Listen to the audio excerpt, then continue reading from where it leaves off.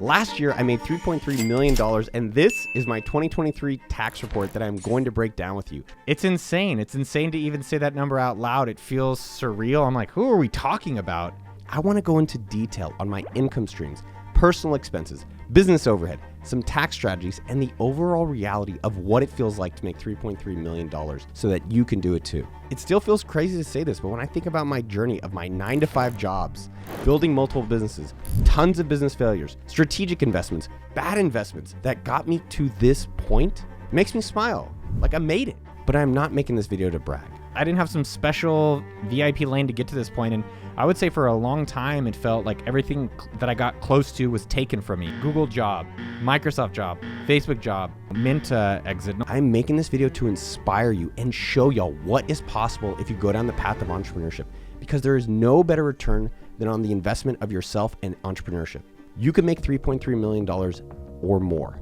Let's break it down. My first year, I made nothing from AppSumo. Even though we generated $300,000 in revenue, all of it went back into the business or hiring people and so forth. I just wanted to make $3,000 a month so I could work on the beaches of Thailand. That is all I wanted. I could live, I could eat, and I could save a little bit to live my dream life doing work that I wanted to do. I was able to stick with the business for 15 years to be able to get to this point where I took home $3.3 million now, but I don't actually have $3.3 million in cash, let's just say right here.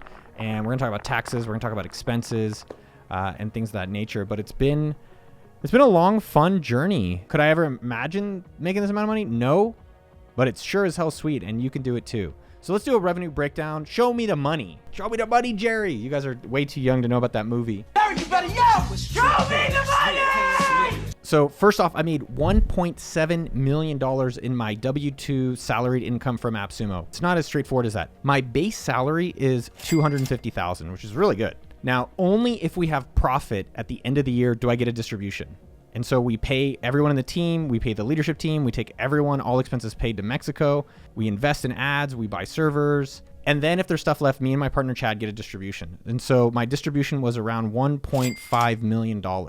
Now, next up, I get $1 million from AppSumo to sponsor all the content you're seeing here on YouTube. So that's another $1 million. Now, the other $600,000 that I made last year is a combination of real estate, equities, and some distributions from investments. I don't think it's as important in this video. I think if you look at the numbers, like the majority, 80% is from entrepreneurship. So we'll focus a little bit more on that. So that's where the $3.3 million comes from. Now, the revenue streams have been interesting. AppSumo money is all over the place, right? So what does that mean? In 2021, I made $971,000. So that's a big decrease from the almost $3 million that I got last year from AppSumo. So what happened?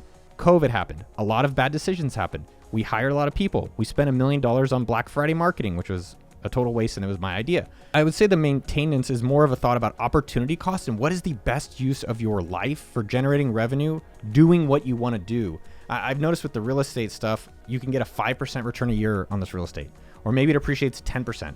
AppSumo started with $50, and I was able to generate almost $3 million cash for myself. And I'm not taking as much as I can. And I don't say that arrogantly. I could definitely take more, but I think I'm taking a pretty great amount, and everybody else at the company is doing well.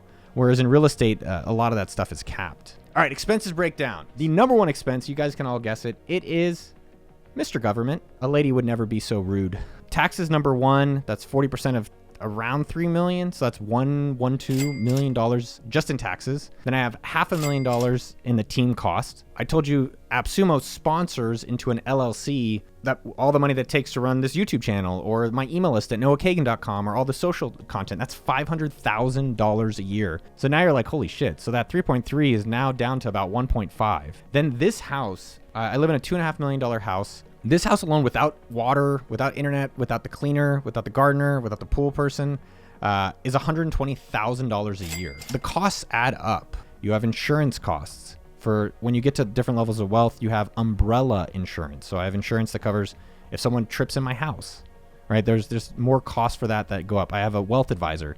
That's in the 5 figures a year. I have a personal bookkeeper. That's another 5-figure expense a year. I would say that there definitely significant amount of expenses that just go up when you start making more money and you want to have more conveniences and comfort.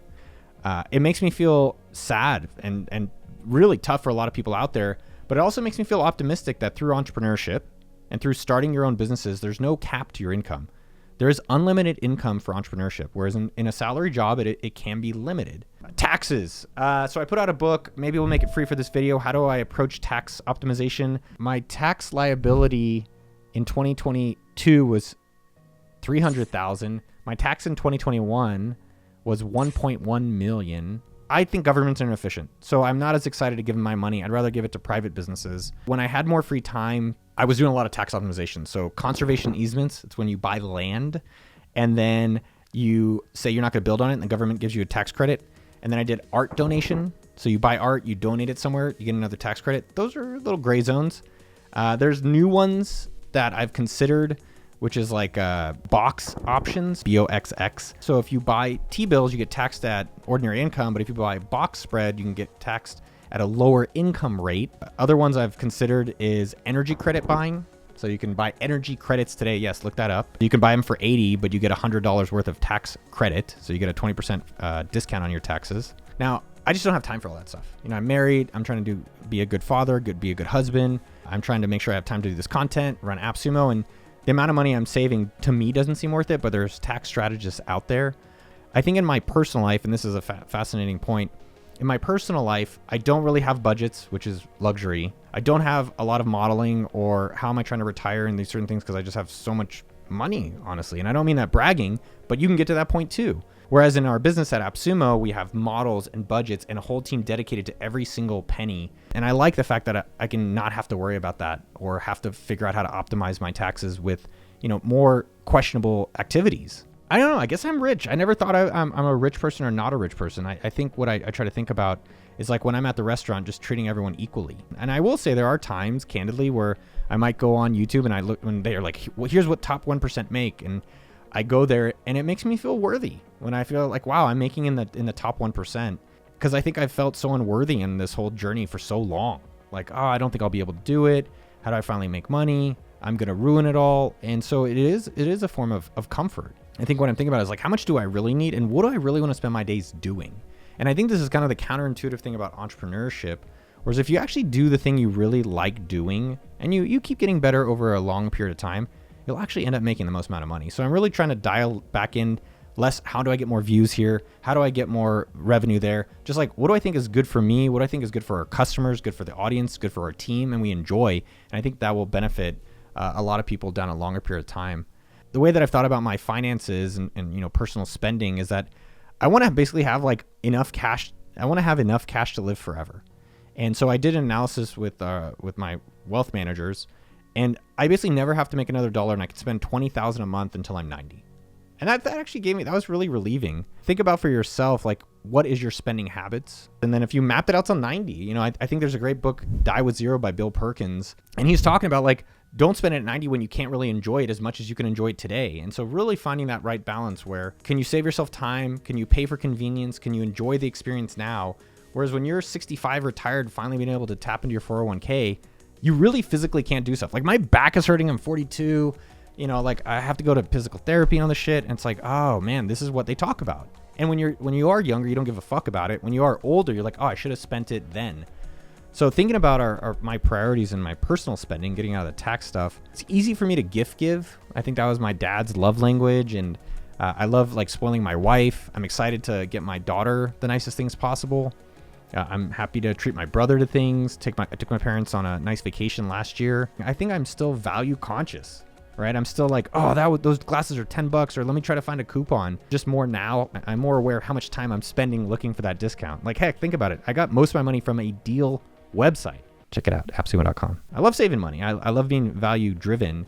It doesn't mean I want to just go waste it. What areas am I willing to splurge? I probably splurge more on hiring people, right? Because I think I run a company, we have 100 people there. And so I'm kind of used to hiring and having people help me. So like an EA, 2 chiefs of staff. I'm trying to get a PA, you know, just having more assistance. I'm willing to spend because it saves me time and peace of mind. I think food, I'm not really splurging, but I don't really look at the menus as much. Technology. Like I just buy the latest laptop. I don't even think. I literally, if there's a new MacBook Air, it's insta buy, maxed out. It's like $3,000, and I know that could be a lot for you, but that's literally the cheapest investment in something that can generate millions, if not billions. I do fly mostly first class, but I use points. So I feel like when people flex, I'm like, oh, I fly first class. Like using points, yeah. Spend this $8,000 on the ticket, and you'll think differently, because it is a lot of cash to fly first class. I splurge sporadically on Rolexes to commemorate moments, like when my buddy sold his company, when my buddy got his house, when I got my wife. You know, it's just moments to kind of recognize that makes me feel special. When I got my pilot's license, when I came back to CEO of AppSumo, and it, you know, so you'll see them in some of the videos, and it's just a nice like wrist tattoo. There's also things I just don't care about. Like I don't have a Ferrari. I could buy Ferraris. I could buy some of that stuff. I haven't really cared. I think one of the things about wealth is shame and feeling like we have to show off, which most people who are showing it don't have it, or we need to show it to others versus showing it to ourselves. I'm trying to think of when I finally got like $1 million payday at the end of the year. It's definitely underwhelming. From an external success, blah, blah, blah, it's super cool, but it just goes to the bank. It's like I worked my ass off. I'm really proud of my stuff. And then like the numbers transferred to here and I'm like, that's okay. So I don't think that that's as magical as I think people imagine. I think the magical part is finding the work that you love to do. And it turns out maybe you can get paid to do that. And I think a lot of people don't realize that. You know, no amount of money is going to make you feel good about yourself. I really wish it would. I'll tell you, making a lot of money definitely makes it easier to like yourself more, but it just doesn't. You know, you're not going to feel worthy until you feel worthy about yourself. And think about the things you do that make you feel worthy. Maybe it's going for a walk. Maybe it's reading. Maybe it's being a good person. Maybe it's following through and making something you said you would do. Maybe it's being on time.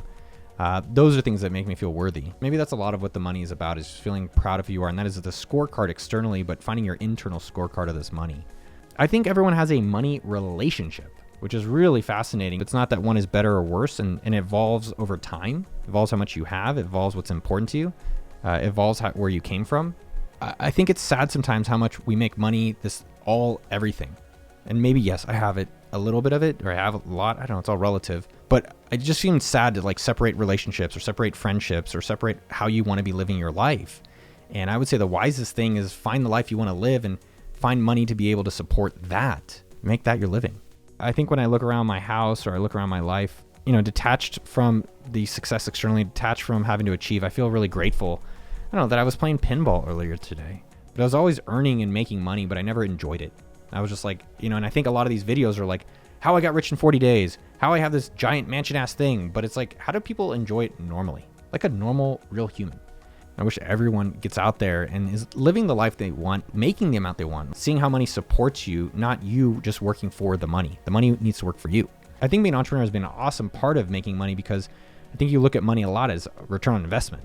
Like when you're an entrepreneur, you're like, how much does it cost? What does it make me?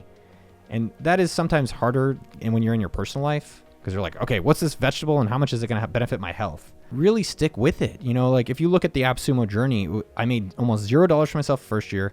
I think it's 50 to 70 the second year. Then it was like 100 for the next 3 to 4-ish years. And then only finally in like the last, you know, half of AppSumo, the past like 6-7 years, have I been making like 1 million, 2 million, 3 million. And so it's sticking with it. I feel comfortable experimenting, sharing my income. And if negative things and security risks increase, then I will definitely pull back from doing something like this. But the benefit to me is that I think it's inspiring that there's going to be one person out there watching thinking, hey, I can do it too. Maybe it's going to be in software like Noah did with AppSumo. Maybe it's going to be in car washes. Maybe it's going to be in a food delivery business. But, that seems like a pretty cool life. And like and it is, you know, buying whatever pinball machines you want, or being able to eat wherever you want, or travel whenever you want. And having those options is priceless. And so being able to share how I was able to get here, be able to share what it looks like, it's been amazing to get to the point I'm at. And I hope for you, there's going to be one of you out there that'll choose to take action today to be able to get there and maybe beyond. All right, y'all. I love you, smooches.